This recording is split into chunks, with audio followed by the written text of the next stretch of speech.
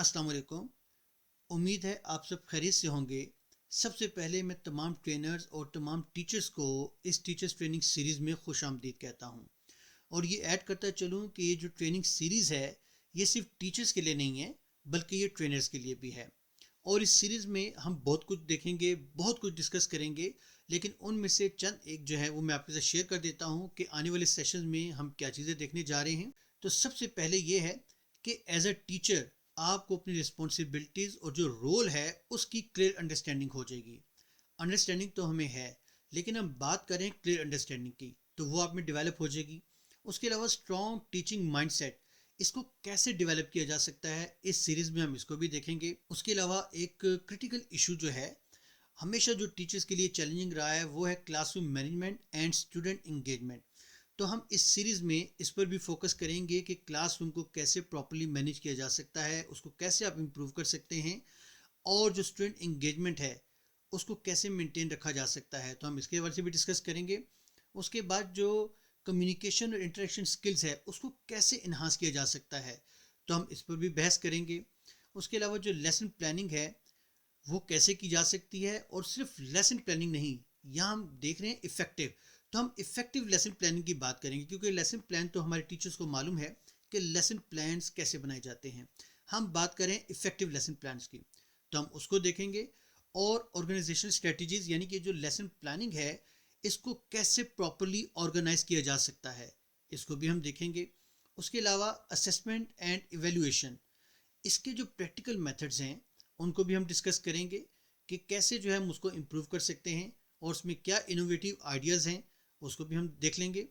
उसके अलावा हम देखेंगे इस सीरीज़ में कि जो टीचर परफॉर्मेंस है, ज़ाहिर बात है एक टीचर है, उसने क्लास में जाके एक लेक्चर दिया है, या उसकी जो परफॉर्मेंस है ओवरऑल परफॉर्मेंस, हमने उसको मॉनिटर करना है, उसको कैसे मॉनिटर किया जाए, और उसकी मॉनिटरिंग के बाद उसको कैसे इम्प्रूवमेंट जो है उसमें लाई जाए, तो हम टीचर को कैसे इम्प्रूव कर सकते हैं, हम इस पर भी डिस्कस करेंगे।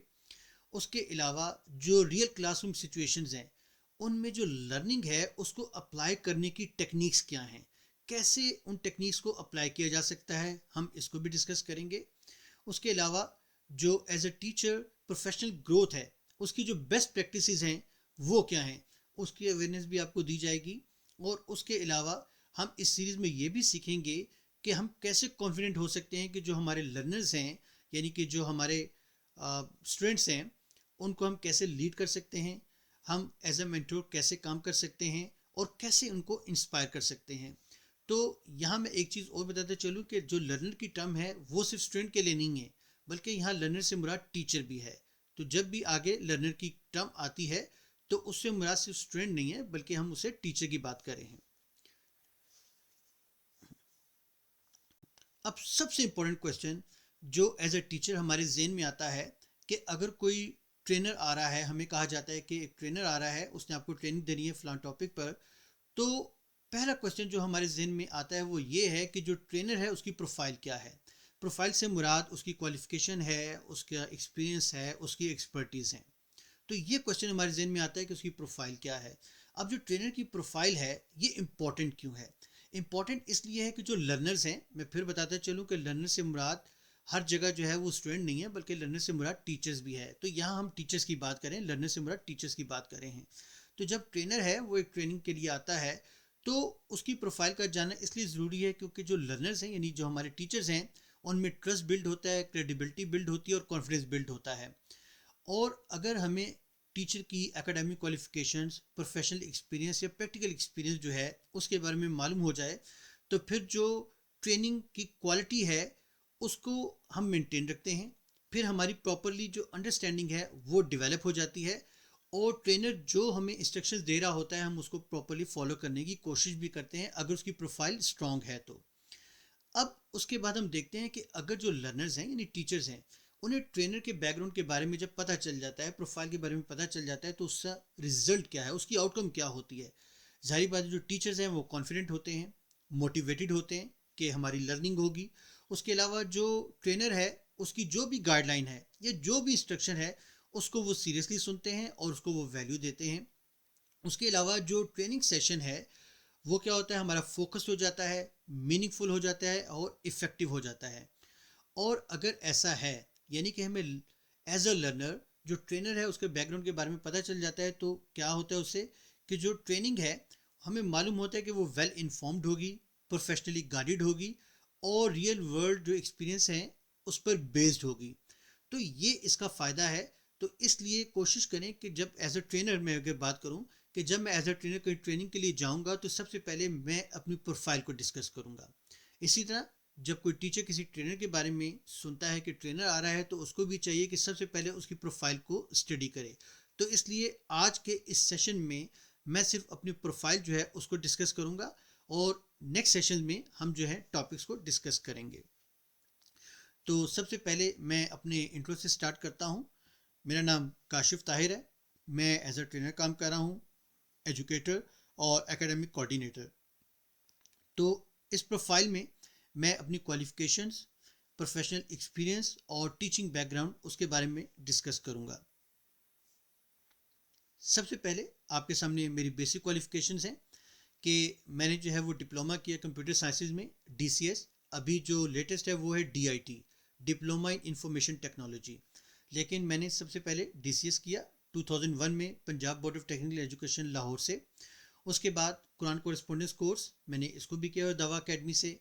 फिर मैट्रिक मैंने साइंस में की, फिर FSC प्री इंजीनियरिंग कॉम्बिनेशन था। उसके बाद BA किया पंजाब यूनिवर्सिटी से और फिर MA इंग्लिश किया पंजाब यूनिवर्सिटी से। तो ये है मेरी बेसिक क्वालिफिकेशन। इसके बाद अब मैं डिस्कस करता हूँ अपना प्रोफेशनल एक्सपीरियंस। 2022 से लेकर अभी तक मैं एज एन ई मार्कर जो है वो काम कर रहा हूँ federal board of intermediate and secondary education, यानी कि फेडरल बोर्ड के साथ एफिलेटेड हूँ। और मैं जो हूँ SSC, HSSC या टेक्निकल एग्जामिनेशन जो पेपर्स हैं उनको एवेल्युएट करता हूँ। उसके अलावा 2019 में मुझे तिफली एजुकेशन की तरफ से एज अ मास्टर ट्रेनर जो है वो अपॉइंट किया गया और करंटली जो है वो मैं as a teacher Siddique public school and college में पढ़ा रहा हूँ सिंस 2018। और उससे पहले 2016 से लेकर 2018 तक मैंने जो अपनी सर्विसेज ऑफर की हैं वो as an English lecturer, head projects में annual calendars making, terminal syllabus plan designing and making, lesson plan making, monitoring and evaluation plan. तो इन तमाम प्रोजेक्ट्स को मैंने हेड किया है। और उसके अलावा जो टीचर्स डायरी है, एनुअल टीचर्स डायरी, उसकी डिज़ाइनिंग की Fatima public school and college में। सेम इंस्टीट्यूशन में मैंने 2015 से 2016 तक एज एन इंग्लिश लेक्चरर काम किया है। एडमिनिस्ट्रेटिव हेड के तौर पे मैं अपनी सर्विसेज मैंने वहाँ ऑफर की। As a coordinator senior boys wing काम करता रहा, इवेंट्स मैनेजर के तौर पे भी। उसके अलावा head of exam cell, English subject coordinator, head teachers training, head PMC stands for planning and monitoring cell. उसके अलावा सेम इंस्टीट्यूशन में 2013 से 2015 तक एज एन इंग्लिश लेक्चर जो है वो मैंने काम किया है। उसके अलावा 2012 से 2013 तक एज एन इंग्लिश लेक्चर मैंने रावलपिंडी एक कॉलेज है, इकरा पब्लिक स्कूल एंड कॉलेज के नाम से, मैंने वहाँ काम किया। और 2006 से 2012 तक मैंने PES यानी पंजाब एमरजेंसी सर्विसेज रेस्क्यू 1122 में भी काम किया है as shift incharge operations, shift incharge control room, acting control room incharge and audit committee incharge. उसके अलावा 2003 से 2006 तक मैंने एज एन इंग्लिश टीचर काम किया है लर्नर सेकेंडरी स्कूल में। और हेड बॉयज़ विंग के तौर पे भी मैंने वहाँ अपनी सर्विसेज जो हैं वो ऑफर की हैं। इसके अलावा मैंने नादरा में भी काम किया है सितंबर 2000 से मार्च 2001 तक as a data entry operator. इसके बाद मैं कुछ करियर हाइलाइट्स जो हैं उसकी तरफ चलता हूँ, जिसमें अपना टीचिंग रोल, ट्रेनिंग एक्सपीरियंस या भी जो की अचीवमेंट्स हैं उनके बारे में आपसे डिस्कस करूँगा। सबसे पहला जो है वो है major responsibilities conducted as head projects. तो जो मेरी मेजर रिस्पॉन्सिबिलिटीज़ थी एज हेड प्रोजेक्ट्स वो क्या क्या थी। तो सबसे पहली जो रिस्पॉन्सिबिलिटी है वो है कैलेंडर प्लानिंग, जिसमें नेक्स्ट सेशन के इवेंट्स हैं उनको डिस्कस करना। उसके अलावा नंबर ऑफ असेसमेंट्स, इसकी डिस्कशन के एक साल में कितनी असेसमेंट्स होनी चाहिए। टर्मिनल पेपर्स की डेट्स, मतलब डेट शीट की हम बात कर रहे हैं। उसके अलावा जो साइंस फेयर है उसकी क्या डेट्स होनी चाहिए। मैथ्स वीक, इसको कैलेंडर में कहाँ एडजस्ट करना है। आर्ट्स फेयर या स्पेलिंग बी कंपटीशन जो है वो कैलेंडर में किस जगह प्लान किया जा सकता है। तो ये मेरी पहली रिस्पॉन्सिबिलिटी थी। उसके अलावा हेड प्रोजेक्ट्स के तौर पे जब मैंने डिज़ाइनिंग एंड मेकिंग टीएसपीज पर भी काम किया है, यानी कि जो टर्मिनल सिलेबस प्लान्स हैं उनकी डिज़ाइनिंग और उनको बनाना, जिसमें डेली लर्निंग आउटकम्स पर काम किया है। उसके अलावा जो डेट शीट है उस पर है, रिवीजन प्लान है, इवेंट्स डिटेल्स हैं, प्रेजेंटेशन डिटेल्स हैं, समर टास्क डिटेल्स हैं। तो ये तमाम चीज़ें जो टर्मिनल सिलेबस प्लान से रिलेटेड है, इनकी डिज़ाइनिंग और इनकी मेकिंग मेरी रिस्पॉन्सिबिलिटीज़ में ये भी शामिल रहा है। उसके अलावा हेड प्रोजेक्ट के तौर पे मैंने लेसन प्लानिंग पर भी काम किया है कि लेसन प्लान का जो फॉर्मेट है उसको डिज़ाइन किया। उसके अलावा जो ब्लैक लेसन प्लान्स हैं, जो विंग कोऑर्डिनेटर्स हैं, जो उस वक्त हमारे 5 विंग्स थे, उन तमाम कोऑर्डिनेटर्स को उसकी डिस्ट्रीब्यूशन, उसके अलावा उसकी डेडलाइन देना और उसके अलावा जो लेसन प्लान्स हैं उनको रेंडमली चेक करना। एज अ हेड प्रोजेक्ट मैंने ये भी काम किया है। उसके बाद मैंने मॉनिटरिंग एंड इवैल्यूएशन प्लान इस पर भी काम किया है। उसमें मेरा काम क्या था, उसमें काम ये था कि जो कोऑर्डिनेटर्स हैं, विंग्स कोऑर्डिनेटर्स हैं और जो सब्जेक्ट कोऑर्डिनेटर्स हैं उनकी ट्रेनिंग, और ट्रेनिंग किस बात पर कि कैसे जो है वो टीचर परफॉर्मेंस को मॉनिटर किया जाए और इवैल्यूएट किया जाए। तो इसकी ट्रेनिंग मैंने विंग्स कोऑर्डिनेटर्स और सब्जेक्ट कोऑर्डिनेटर्स को दी है। और उसमें ट्रेनिंग में हमने डिस्कस किया है इंडिकेटर्स ट्रैकिंग टेबल। आने वाली जो सीरीज़ है, इस सीरीज़ में हम देखेंगे किसी सेशन में कि इंडिकेटर्स ट्रैकिंग टेबल जो है वो क्या है, और वो 5 इंडिकेटर्स जो उनके साथ डिस्कस किए गए और जो आने वाले सेशंस हैं उसमें भी हम डिस्कस करेंगे, जिसमें इंडिकेटर की डेफिनेशन थी, डेटा सोर्सेज हैं, डेटा कलेक्शन मेथड्स हैं, कलेक्शन फ्रीक्वेंसी है और रिस्पॉन्सिबल रिसोर्स पर्सनस हैं। तो ये तमाम चीज़ें जो हैं इनकी ट्रेनिंग जो है वो विंग्स कोऑर्डिनेटर्स या जो सब्जेक्ट कोऑर्डिनेटर्स हैं उनको दी गई है। तो ये तो था हेड प्रोजेक्ट्स। उसके अलावा मैंने एज एन एडमिनिस्ट्रेटिव हेड भी काम किया है। उसमें मेरी जो की रिस्पॉन्सिबिलिटीज़ थी वो थी एनुअल कैलेंडर की डिज़ाइनिंग, टर्मिनल सिलेबस प्लान्स की डिज़ाइनिंग, लेसन प्लान्स की designing, monitoring and evaluation plan की डिज़ाइनिंग, उसकी इम्प्लीमेंटेशन और उसकी चेकिंग। उसके अलावा जो टीचर्स हायरिंग है, जिसमें उनके टेस्ट की कंडक्शन है, डेमोज है, इंटरव्यूज़ हैं, इनको जो है वो मैंने हेड किया है। उसके अलावा डिज़ाइनिंग TORs। ये TORs बेसिकली तब डिज़ाइन किए जाते हैं जब आपको डर होता है कि कोई कन्फ्लिक्ट होगा रिस्पॉन्सिबिलिटीज़ में। बाज़ बात ऐसा हो सकता है कि एक विंग कोऑर्डिनेटर सब्जेक्ट कोऑर्डिनेटर की जो डोमेन है उसमें एंटर हो जाए, या जो सब्जेक्ट कोऑर्डिनेटर है वो विंग कोऑर्डिनेटर की जो डोमेन है उसमें वो एंटर हो जाए। तो इनकी डोमेन्स को अलग से डिफाइन करने के लिए, ताकि कोई एक दूसरे की जो मैटर्स हैं उसमें इंटरफेयर ना करे या एक दूसरे की डोमेन में इंटरफेयर ना करे, तो ऐसी सूरत में TORs डिज़ाइन किए जाते हैं। तो बहरहाल इन TORs के हवाले से भी हम डिस्कस करेंगे। और उसके अलावा एनुअल टीचर्स डायरी की डिज़ाइनिंग मैंने उसको भी हेड किया है। सर्विस रूल्स को डिज़ाइन करना, उसके अलावा रूल्स रेगुलेशन जो टीचर्स के लिए हैं वो मैंने डिज़ाइन किए। उसके अलावा जो स्टूडेंट्स के एडमिशन टेस्ट हैं उनका चेक एंड बैलेंस, और उसके अलावा जो स्कीम ऑफ स्टडीज़ है उसको डिफ़ाइन करना, इम्प्लीमेंट करना, और करिकुलम सिलेक्शन जो कि मोस्ट इंपॉर्टेंट चीज़ है, करिकुलम सिलेक्शन किसी भी इंस्टीट्यूट के लिए। तो ये जो मैं आपके साथ अपनी रिस्पॉन्सिबिलिटीज़ डिस्कस कर रहा हूँ, चाहे वो एज एन एडमिनिस्ट्रेटिव हेड है या चाहे वो हेड प्रोजेक्ट्स है, या किसी भी तरीके से अगर मैं अपनी रिस्पॉन्सिबिलिटीज़ आपके साथ डिस्कस कर रहा हूँ, तो इसका मतलब ये है कि ये तमाम चीज़ें जो हैं वो आपके साथ डिस्कस की जाएंगी इस सीरीज़ में। तो इस ट्रेनिंग सीरीज़ में मुख्तलिफ सेशन में हम इन तमाम चीज़ों को डिस्कस करेंगे जो जो मैंने ऑब्जर्व की हैं या जो मैंने एक्सपीरियंस की हैं। उसके अलावा as a coordinator senior boys wing मेरी जो मेजर रिस्पॉन्सिबिलिटीज़ थी वो था टीचर्स की सब्स्टिट्यूशन को मैनेज करना, यानी कि टाइम टेबल की हम बात कर रहे हैं। उसके अलावा जो सीनियर विंग है उसमें जो लेसन प्लानिंग है उसकी चेक एंड बैलेंस, क्योंकि मैं सीनियर बॉयज़ विंग का कोऑर्डिनेटर भी रहा हूँ, तो मेरी बीइंग अ कोऑर्डिनेटर जो रिस्पॉन्सिबिलिटी थी वो सीनियर विंग जो है उसको भी देखना था। उसके अलावा नोटबुक्स रीचेकिंग, पेपर मेकिंग की चेकिंग है, teachers class observation, most important topic again, इसको भी हम देखेंगे कि टीचर की जो ऑब्जर्वेशन ली जाती है उसके लिए क्या टूल्स हैं, ऑब्जर्वेशन लेने के बाद कैसे जो है वो टीचर के साथ मीटिंग जो है वो की जाती है, उसमें क्या क्या चीज़ें डिस्कस की जाती हैं, इन तमाम चीज़ों को भी हम डिटेल में देखेंगे। उसके अलावा कंडक्शन ऑफ रिव्यू मीटिंग, जो रिव्यू मीटिंग्स हैं उनकी कंडक्शन जो है वो भी मेरी रिस्पॉन्सिबिलिटीज़ में शामिल था, तो वो भी मैंने as a coordinator senior boys wing जो है उसको परफॉर्म किया है। उसके अलावा इवेंट मैनेजर के तौर पे भी मेरी जो रिस्पॉन्सिबिलिटीज़ थी वो थी to organise the oath taking ceremony. जाहिर बात है कि सेशन के स्टार्ट में जब आप प्रीफेक्ट्स या मॉनिटर जो है जब आप उनको नॉमिनेट करते हैं तो आप फिर ओट टेकिंग सेरेमनी लेते हैं, तो उसको ऑर्गेनाइज करना, क्योंकि ये भी एक इवेंट था। स्पेलिंग बी कंपटीशन ये भी एक इवेंट है, ये भी मेरी रिस्पॉन्सिबिलिटीज़ में शामिल था, इसको भी मैंने हेड किया है। PTMs इसको भी मैंने हेड किया है। Annual sports week, science fair, arts fair, maths week, annual day, तो ये तमाम इवेंट्स जो हैं, मैं एज एन इवेंट मैनेजर काम करता रहा हूँ, तो इन तमाम को मैंने हेड किया है। उसके अलावा मेरी रिस्पॉन्सिबिलिटीज़ जो हैं as a head exam cell, वो क्या थी? वो थी कि एग्जाम सेल का जो कोऑर्डिनेटर है, यानी कि उसका जो हेड है, उसको मॉनिटर करना कि वो कैसा काम कर रहा है। इन्विजिलेशन ड्यूटी जो लगाई जा रही है एग्जाम सेल की तरफ से, क्या वो फेयर है? तो ये भी बहुत इंपॉर्टेंट टॉपिक है, जो इन्विजिलेशन ड्यूटी है उसमें फेयरनेस होनी चाहिए, इसको मॉनिटर करना।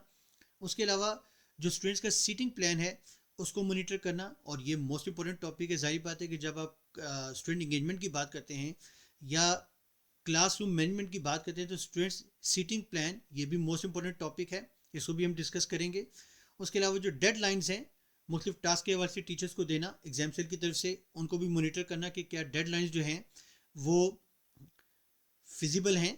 उसके अलावा result generation, proof reading, course books issue करना, रिसीव करना डिफरेंट विंग से, बायोमेट्रिक सिस्टम को जो है मॉनिटर करना, पेपर्स टाइपिंग को देखना कि प्रॉपर्ली टाइप हो रहे हैं, टाइम पर टाइप हो रहे हैं।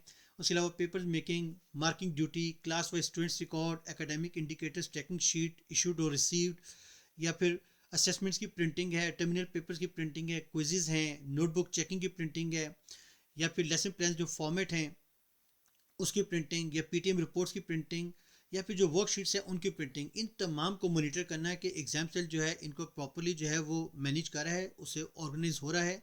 कहीं ऐसा तो नहीं कि कहीं कोई प्रॉब्लम जो है वो लाई करती हो। तो इन तमाम चीज़ों को as a head exam cell जो है वो मैंने मॉनिटर किया है। उसके अलावा डेटा एंट्री, लेजर्स की प्रिंटिंग और प्रूफ रीडिंग, तो इन तमाम चीज़ों को मॉनिटर करना जो है वो भी मेरी रिस्पॉन्सिबिलिटीज़ में शामिल था। उसके अलावा as an English subject coordinator के तौर पे भी मैंने वहाँ काम किया है मुख्तलिफ इंस्टीट्यूशन में। तो उसमें मेरा काम क्या था कि इंग्लिश जो टीचर्स हैं, चूँकि इंग्लिश सब्जेक्ट कोऑर्डिनेटर की बात हो रही है, तो मेरा ये काम था कि उनके साथ जो है वो डिस्कशन की जाए किस चीज़ के हवाले से, कि जो टर्मिनल सिलेबस प्लान है उसमें कौन सा टेक्सुअल मटेरियल ऐड किया जाए, नीडेड टेक्सुअल मटेरियल। अब जाहिर बात है इसको भी हम देखेंगे करिकुलम सिलेक्शन में कि तमाम टेक्स्ट जो है वो आप पढ़ा सकते हैं या नहीं पढ़ा सकते। अब जाहिर बात है कि ग्रेड 8 तक जो है हम देखते हैं कि कुछ जो है वो हमारे पास सिलेक्शंस होती हैं, इसको भी हम डिस्कस करेंगे अपनी इस सीरीज़ में इंशाल्लाह किसी सेशन में। उसके अलावा मेरी जो रिस्पॉन्सिबिलिटीज़ में शामिल था वो ये था कि हर क्लास के लिए जो ग्रामर कंटेंट्स हैं उनको रिव्यू किया जाए। उसके अलावा लेसन प्लान्स की चेकिंग, नोटबुक की रीचेकिंग, उसके अलावा पेपर मेकिंग मेथडोलॉजी उसको डिफाइन करना कि पेपर मेकिंग जो है उसका मेथड क्या होना चाहिए, मार्किंग क्राइटेरिया क्या होना चाहिए, क्लास ऑब्जर्वेशंस लेना, और उसके अलावा रिव्यू मीटिंग्स को कंडक्ट करना। ये तमाम चीज़ें मेरी रिस्पॉन्सिबिलिटीज़ में शामिल थी as an English subject coordinator. उसके अलावा मैंने टीचर्स ट्रेनिंग के हेड के तौर पे भी काम किया है, और मेरी जो मेजर रिस्पॉन्सिबिलिटीज़ थी उनमें सबसे पहले जो न्यूली हायर्ड टीचर्स हैं उनको ट्रेन करना। उसके अलावा करिकुलम सिलेक्शन जो है उसमें टीचर्स को ट्रेन करना। जैसे मैंने पहले भी बात की कि करिकुलम सिलेक्शन जो है ये एक बहुत सेंसिटिव जो है वो मामला है, तो इसको भी हम डिस्कस करेंगे कि करिकुलम सिलेक्शन जो है वो कैसे की जाती है। उसके अलावा ट्रेनिंग में जो चीज़ें शामिल थी वो ये थी कि टर्मिनल सिलेबस प्लान्स को कैसे बनाया जाए, लेसन प्लान्स हैं उनको कैसे बनाया जाए, क्लासरूम मैनेजमेंट के हवाले से ट्रेनिंग है। उसके अलावा एक्टिव टीचिंग की जो है वो ट्रेनिंग दी गई, और स्टूडेंट्स सीटिंग अरेंजमेंट की जो इंपॉर्टेंस है उसके हवाले से हमने ट्रेनिंग में देखा। टीचर्स को कैसे इवेल्युएट किया जाए इसकी ट्रेनिंग शामिल थी। उसके अलावा इफ़ेक्टिव पेपर को कैसे बनाया जाए, या फिर मार्किंग जो स्कीम है वो क्या है, वो कैसे इफेक्टिव बनाई जा सकती है, या ग्रेडिंग थ्रेशोल्ड्स जो हैं वो कौन कौन से हैं। उसके अलावा मार्किंग क्राइटेरिया जो है उसको कैसे सेट किया जा सकता है, और जो स्लो लर्नर्स का रिकॉर्ड है उसको कैसे मेंटेन किया जाए, और उनकी इंप्रूवमेंट के लिए क्या स्ट्रेटजीज जो हैं वो की जाएँ, इसके लिए भी ट्रेनिंग सेशंस हुए। जो इंडिविजुअल मीटिंग्स हैं पेरेंट्स के साथ, उसको कैसे जो है वो रिकॉर्ड में लाया जाए, और रिव्यू जो मीटिंग हैं उनका कैसे रिकॉर्ड रखा जाए। उसके अलावा जो डिफरेंट नोटिफिकेशंस हैं जो हम स्टूडेंट्स को सर्व करते हैं उनकी कौन कौन सी काइंड्स हैं और उनका रिकॉर्ड कैसे रखा जाए। उसके अलावा जो टारगेट शीट है उसको कैसे मेंटेन किया जाए, क्लास ऑब्जर्वेशन जो है उसको कैसे इफेक्टिव बनाया जा सकता है। और उसके अलावा जो ट्रेनिंग्स में शामिल था वो ये भी था कि TORs क्या हैं और ये क्यों बनाए जाते हैं। जैसे मैंने शुरू में भी बात की, तो इस पर भी हम देखेंगे इस सीरीज़ में इंशाल्लाह किसी सेशन में कि TORs की इम्पोर्टेंस क्या है। तो हम ये भी देखेंगे कि जो TORs हैं वो बेनिफिशियल हैं ऑर्गेनाइजेशन के लिए या डिट्रीमेंटल हैं, तो इसको भी हम किसी सेशन में इंशाल्लाह डिस्कस करेंगे।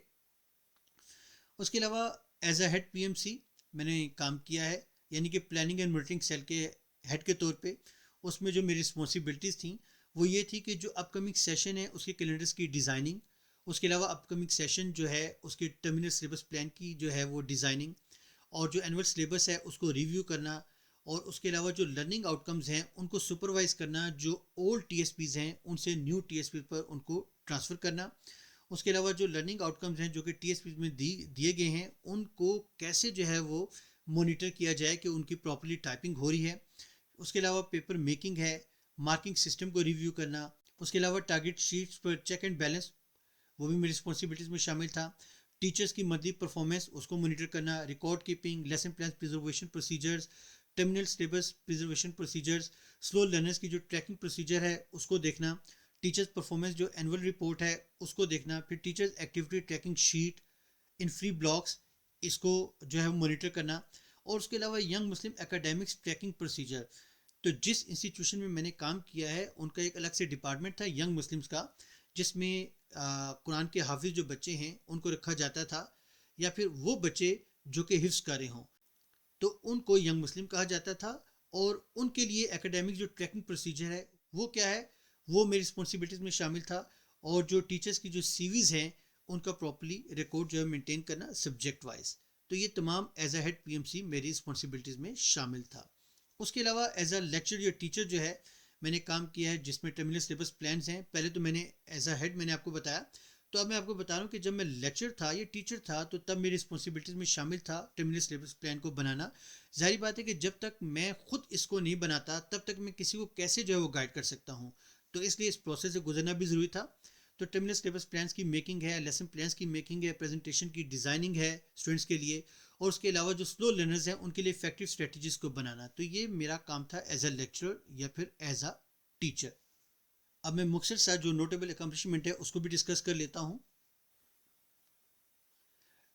डेरा इस्माइल खान में एक ट्रेनिंग सेशन जो है वो कंडक्ट किया गया था। ये 3 days ट्रेनिंग सेशन था और टॉपिक था एक्टिव लर्निंग, जो मुझे दिया गया था उस इंस्टीट्यूशन की तरफ से कि हमारे यहाँ ये प्रॉब्लम है तो काइंडली इस पर जो है वो कोई ट्रेनिंग सेशन जो है वो कंडक्ट किया जाए।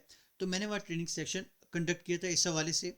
उसके अलावा मैंने ग्रामर बुक जो है एक बनाई थी ग्रेड 6 और ग्रेड 7 के लिए Fatima public school and college में, और सेम इंस्टीट्यूशन में मैंने एनुअल टीचर्स डायरी जो है उसको भी डिज़ाइन किया था। उसके अलावा तिफली एजुकेशन की तरफ से एक वर्कशॉप रखी गई थी TOT फॉर मास्टर ट्रेनर्स, तो मैंने इसको भी अटेंड किया था। उसके अलावा लेसन प्लानिंग पर एक वर्कशॉप रखी गई थी कैम्ब्रिज इंग्लिश टीचर्स वर्कशॉप के नाम से, मैंने इसको भी अटेंड किया है। उसके अलावा 5 days वर्कशॉप थी फेडरल बोर्ड में एजुकेशन असेसमेंट के नाम से, मैंने उसको भी जो है अटेंड किया है, उसमें पार्टिसिपेशन की है इस 5 days वर्कशॉप में, जो कि ई मार्किंग के हवाले से थी। उसके अलावा अफाक ट्रेनिंग वर्कशॉप भी जो है उसमें मेरी पार्टिसिपेशन रही है, और उसमें उन्होंने डिस्कस किया था कि स्कूल की जो इफ़ेक्टिवनेस है उसको कैसे मॉनिटर किया जाए, तो मैंने इसमें भी पार्टिसिपेशन की। उसके अलावा 2018-19 में एक कंपटीशन रखा गया था ऑक्सफोर्ड बिग रीड कंपटीशन के नाम से, तो उसके लिए मुझे ड्यूटी असाइन की गई थी कि स्टूडेंट जो है उसको प्रिपेयर करना है, तो मैंने उसको प्रिपेयर किया। तो उसने ना सिर्फ जो नेशनल लेवल है उस पर वो विनर रहा, बल्कि उसको स्पेशल कमेंडेशन भी मिली एशियन लेवल पर, जिसकी वजह से मुझे जो है वो अप्रिसिएशन का लेटर जो है वो इंस्टीट्यूशन की तरफ से दिया गया। तो माय डियर कलीग्स, ये थी मेरी प्रोफाइल जो मैंने आपके साथ डिस्कस की, और इसको डिस्कस करना क्यों ज़रूरी था ये आपको मैं शुरू में बता चुका हूँ। तो एज अ टीचर आपको क्यों प्रोफाइल जो है वो पता होनी चाहिए, और एज अ ट्रेनर आपको प्रोफाइल क्यों शेयर करनी चाहिए ये मैं ऑलरेडी बता चुका हूँ। तो आज का लेक्चर मैं यहीं ख़त्म करता हूँ, तो इंशाल्लाह नेक्स्ट लेक्चर में हम मिलेंगे और प्रॉपरली जो है उसमें हम किसी टॉपिक को डिस्कस करेंगे। तो तब तक के लिए मुझे इजाज़त दीजिएगा, दुआ में याद रखिएगा। टेक केयर, अल्लाह हाफिज़।